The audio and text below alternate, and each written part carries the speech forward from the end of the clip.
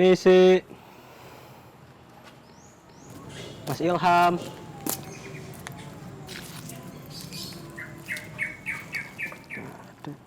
Sorry mas, Mis. Oh iya mas. pesanan atas nama siapa ya? Atas nama Ilham mas. Gimana sih si Ilham? Saya temennya, Ya. ada di dalam orangnya. Oh, iya. Udah dibayar kan? Udah. Makasih ya mas. Iya.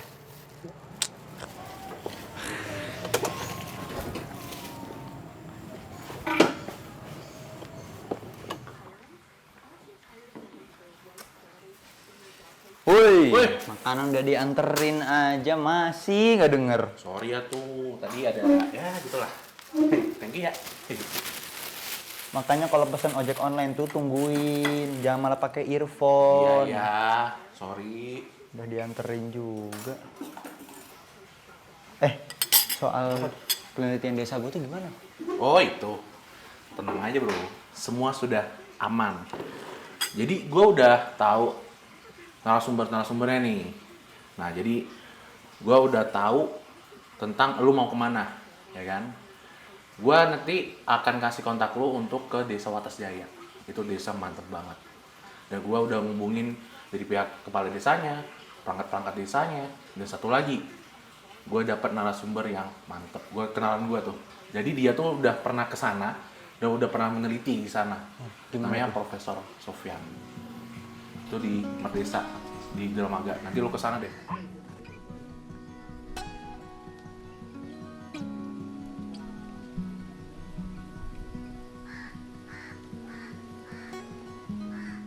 Nama saya Sofyan Saf. Hari ini diamanahkan sebagai Dekan Fakultas Ekologi Manusia yang kesehariannya mengajar di Departemen Sains Komunikasi dan Pengembangan Masyarakat Fakultas Ekologi Manusia IPB University, dan juga sebagai penggagas data desa presisi yang alhamdulillah sudah diterapkan di 16 provinsi, 28 kabupaten kota, dan menyentuh angka ribuan desa di seluruh Indonesia. Sebenarnya definisi desa kita bisa tinjau dari berbagai macam perspektif. Ada perspektif sosiologi, perspektif ekonomi, perspektif antropologi, kesatuan masyarakat hukum yang memiliki kewenangan dimanapun dia, baik itu desa reguler maupun desa adat, termasuk dalam kategori definisi tentang desa itu.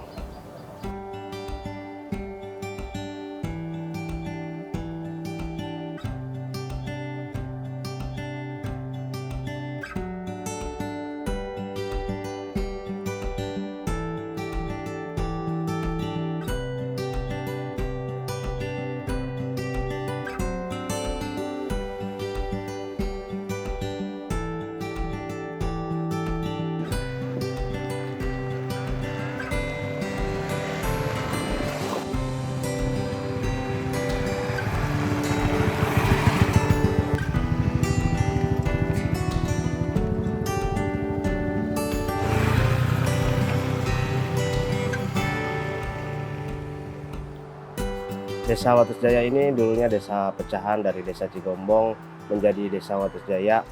Kami berbatasan langsung dengan Kabupaten Sukabumi. Desa Wates Jaya ini terdiri dari 8 RW, 28 RT, 3 dusun, memiliki potensi yang sangat begitu besar dari segi perekonomian, dari segi pariwisata, dari segi pertanian. Desa Wates Jaya itu desa yang menurut saya salah satu yang bisa dijadikan prototipe ya.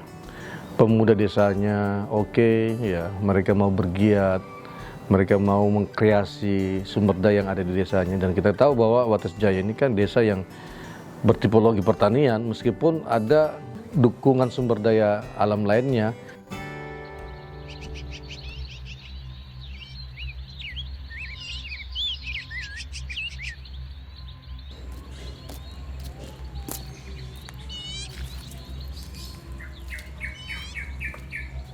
Level pemerintahan terkecil yang diakui oleh negara, dan itu konstitusional, itulah desa dan kelurahan. Nah, pertanyaannya kemudian, di mana potensi dan permasalahan yang ada di Indonesia? Semuanya kembali ke desa itu. Kemiskinan ada di desa, stunting ada di desa. Apalagi sekarang, pengangguran ada di desa dan kelurahan. Nah, mampu nggak kita atasi? Mampu saya kira. Dengan apa? Dengan potensi yang dimiliki. Pangan ada di desa. Energi ada di desa, sumber daya ada di desa dan kelurahan. Kami pemerintahan desa telah berupaya untuk meningkatkan kesejahteraan masyarakat itu membangun roda perekonomian, melakukan pemberdayaan terhadap masyarakat agar bisa berkreatif sehingga tidak bekerja hanya di pabrik tapi bisa melakukan usaha sendiri. Untuk menunjang itu kami juga memperbaiki infrastruktur yang alhamdulillah di masa kepemimpinan saya sudah banyak membangun jalan, jembatan, sumur bor untuk menunjang perekonomian yang ada di wilayah Desa Wates Jaya.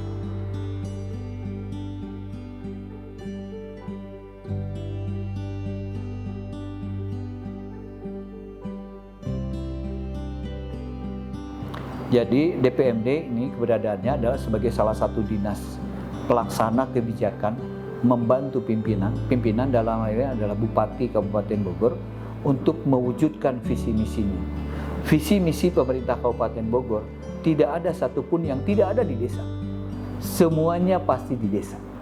Jadi semua arah pembangunan, semua arah peningkatan kapasitas, semua arah pemberdayaan masyarakat pasti ada di desa.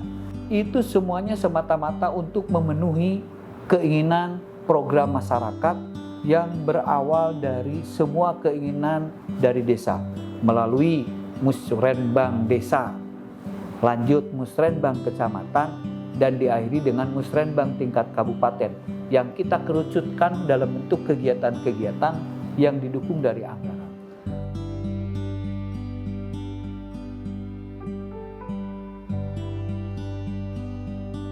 Tentu ada upaya-upaya dari masyarakat, ada di desa sendiri.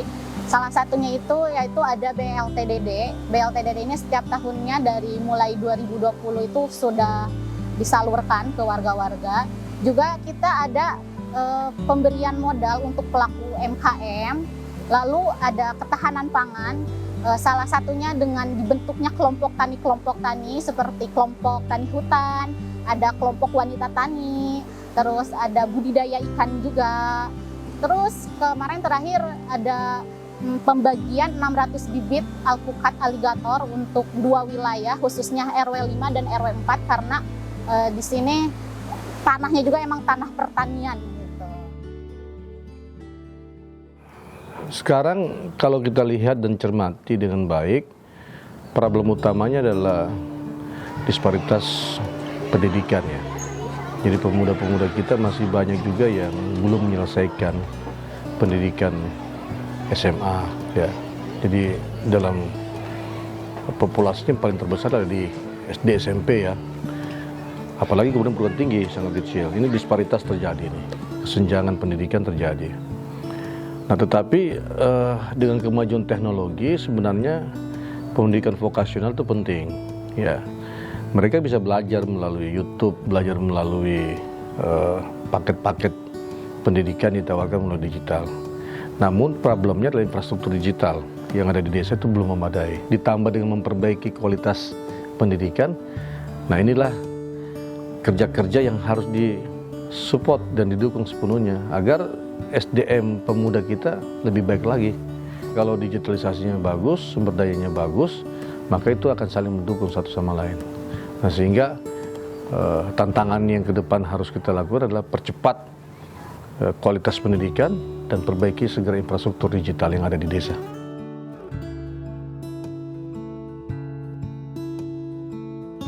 Untuk mayoritas warga Desa Wates Jaya, kebanyakan itu lulusan SMA.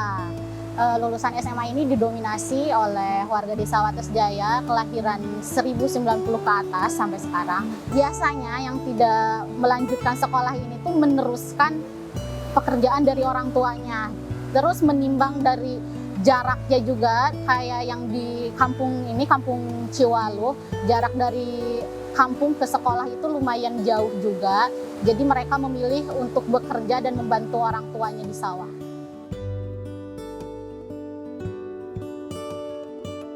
Ada faktor pendidikan juga.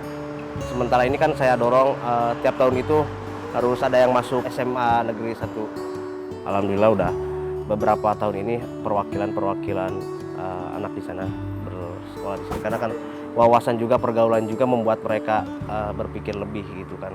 Kalau kita berpikirnya di situ-situ saja ya gitu-gitu aja gitu kan. Karena harapan dari masyarakat di sekitar kita itu sama harapannya dengan guru-guru yang ada di sini. Jadi mereka itu diharapkan bisa meningkatkan taraf hidup keluarganya gitu ya. Diharapkan seperti itu sehingga seiring sejalan dengan apa yang kita inginkan, yang kita harapkan, para orang tua dan peserta didiknya juga sama pengen mengejar ke kuliah gitu, seperti itu.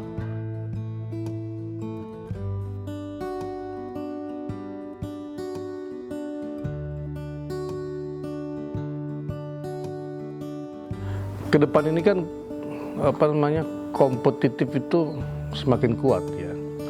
Tidak hanya kemudian antar negara, tapi juga di dalam negara. Nah itu butuh skill semua. Nah skill ini harus kemudian diperkuat dengan capacity building. Jadi memperkuat kapasitas para pemuda-pemudi yang ada di Wates Jaya itu agar tadi tidak berhenti stagnan pada kemampuan sekarang. Tapi itu kemudian harus digenjot terus. Alhamdulillah pemuda-pemudi di Desa Wates Jaya sudah banyak kemajuan dan kreatif ya. Mudah-mudahan kedepannya pemuda dan pemudi Desa Wates Jaya terutama digalangi oleh Karang Taruna, terus organisasi-organisasi kepemudaan yang lainnya, mudah-mudahan mereka lebih meningkatkan diri dari segi skill, kemampuan, imajinasi kreatif, dan ingin berdaya saing unggul. Saat ini persentasenya kalau di Kabupaten Bogor, saya sih melihat secara kasar kisarannya antara 30-40% saat ini. Kepemimpinan di desa itu dipegang oleh pemuda. Dan saya selalu berharap keberadaan pemuda ini bisa memberikan warna yang lain, bisa menjadi booster, bisa menjadi pendorong utama percepatan kegiatan pemerintahan di desa.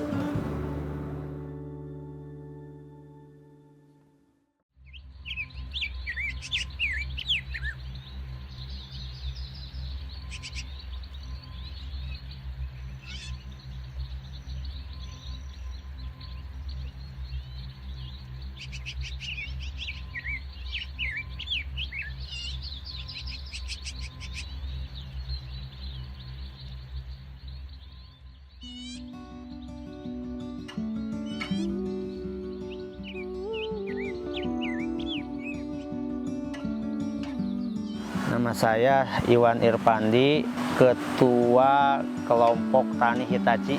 Ya, Hitachi itu singkatan dari Himpunan Petani Ciwalu.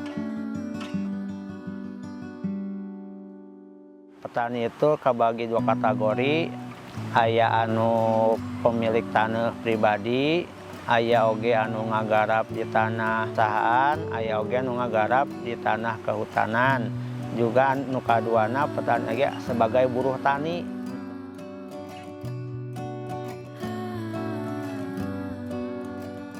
Oke, perkenalkan, nama saya Arisandi Padilla.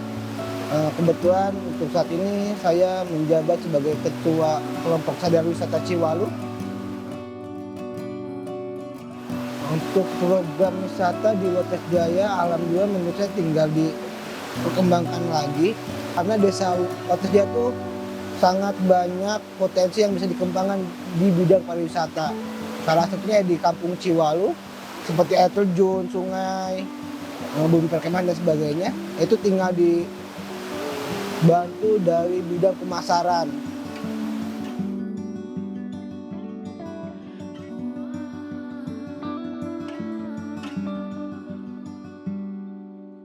Alasan ngaranna kelompok tani teh nyaeta ningali potensi nu aya di Ciwalu gitu kan, ulah naon air basa tikus mati di lumbung padi gitu nya. Potensi nu aya dina pertanianana, dina peparena saja bina ningali potensi eta gungayakeun anak kelompok tani eta, mudah-mudahan gitu nya dengan ayana kelompok tani pemerintah teh naon ningali bahwa di Ciwalu teh aya kelompok tani jeung aya pertanianana, akhirnya ngagelontorkeunlah bantuan eta harapanna kos gitu. Jadi jeung deui ngabantu karena ekonomi warga, karena selama ieu warga teh tani dengan cara turun-temurun teu aya teknologi gitunya. Mudah-mudahan kan ari aya kelompok tani mah aya pendampingna, aya penyuluhna, jadi teknologi teh masuk ka Ciwaluh teh eta harapanana gitu.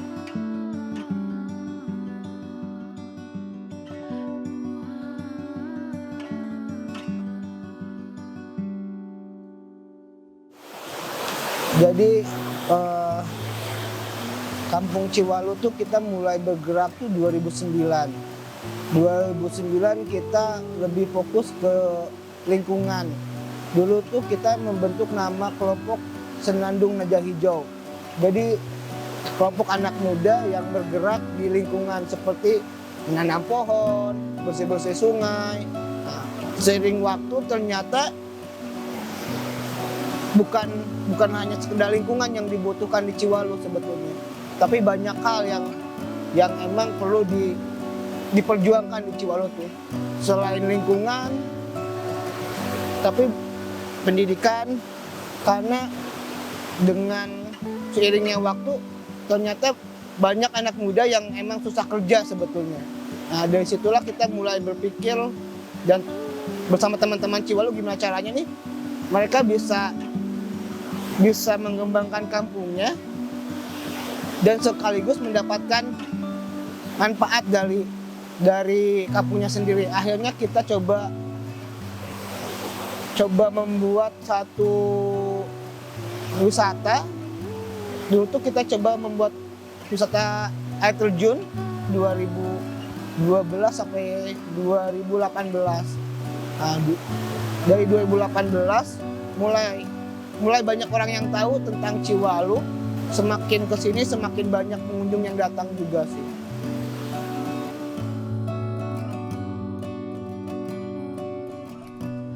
Ya, semua ada di desa karena interaksi yang paling terkecil yang bisa terpantau dengan baik, yang bisa teridentifikasi di desa. Nah, disinilah kekuatannya menurut hemat saya adalah harus adanya data, ya, data yang merepresentatifkan kondisi real. Dengan cara apa? Democratic Rural Development, pembangunan desa yang demokratik, memberikan ruang partisipasi masyarakat desa itu tumbuh dan hadir bersama pemerintah. Kenapa kemiskinan itu kemudian hadir? Kenapa kemudian stunting itu pengangguran hadir? Karena kita tadi tidak menggali potensi kita dengan baik, karena kita tidak memiliki data yang baik. Sekarang juga terjadi kan, bagaimana kemudian antara data pemerintah pusat dan data di level desa itu berbeda itu. Pemerintah melansir sekian data orang miskin, di kabupaten berbeda, di desa juga berbeda. Jadi kok bisa, kenapa? Nah, karena tadi kita tidak memperbaiki data dari desa ini. Kita tidak pernah kemudian merasa bahwa orang desa bisa melakukan dan mereproduksi datanya dengan baik.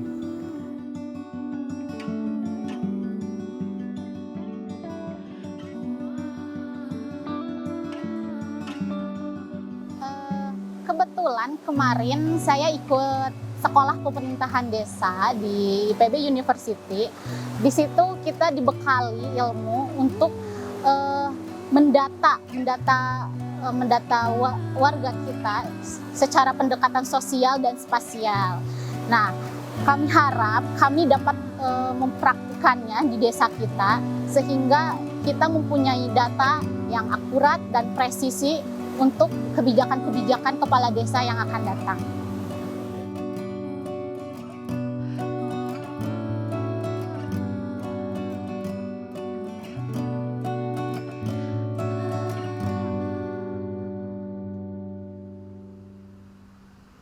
Di zaman era teknologi saat ini, kita berharap teman-teman desa ini sudah mulai bisa memanfaatkan dukungan teknologi untuk kegiatan-kegiatan penyelenggaraan pemerintahan di desanya. Itu salah satu harapan kami, di samping mudah-mudahan keberadaan saat ini teman-teman di desa bisa lebih meningkatkan kesejahteraan masyarakatnya. Saya harapan desa mandiri, jadi saya tuh pengen masyarakat Ciwaluh tuh bisa hidup di kampungnya sendiri. Jadi Makanya harapan saya kenapa dulu membuat kampung wisata agar anaknya itu bisa mengembangkan kampungnya sendiri tanpa harus kerja keluar. Jadi dengan adanya kampung wisata Ciwaluh, harapan kedepannya minimal masyarakat bisa terbantu perekonomiannya. Meski tidak besar, tapi mereka bisa menjual makanan ringan, mandu dan sebagainya ke para pengunjung. Jadi dengan harapan dengan ada ekowisata Ciwaluh ini, ya setidaknya bisa membantu perekonomian masyarakat. Ini yang kemudian absen diperhatikan oleh negara. Dan seharusnya negara harus hadir di balik kemajuan Indonesia ke depan. Kita tahu sendiri bahwa Indonesia ke depan adalah Indonesia Emas 2045, di mana angka usia produktifnya akan relatif populasinya lebih banyak dengan angka usia yang tidak produktif. Artinya apa adalah kita punya potensial sekaligus juga punya problem kalau tidak bisa teratasi dengan baik. Potensial itu apa? Usia produktif.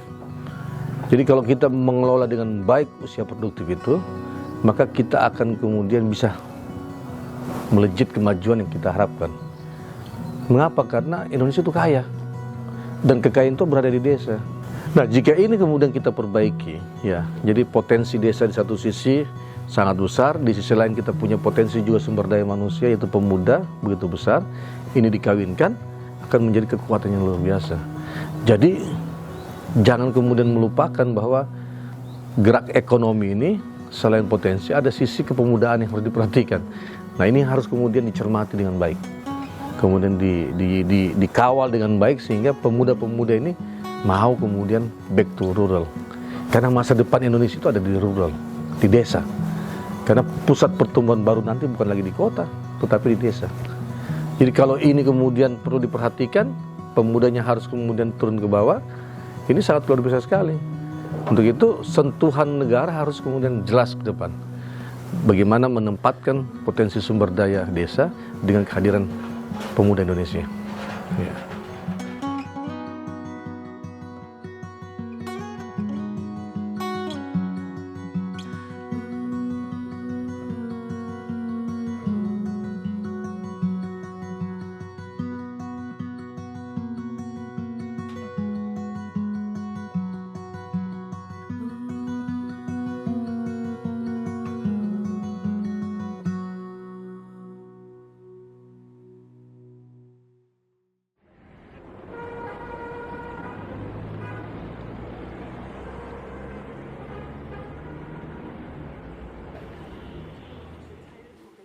Assalamualaikum. Waalaikumsalam.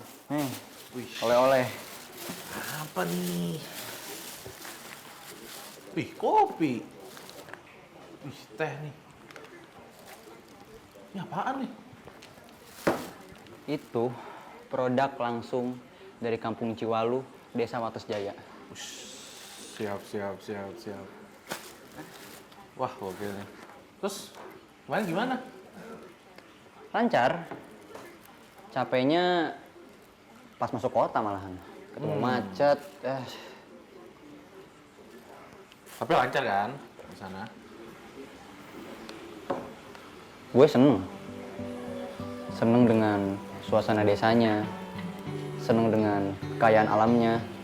Tapi yang paling penting, gue seneng sama semangat warga desanya. Gue salut sih. Mereka dengan segala keterbatasannya bisa lebih semangat.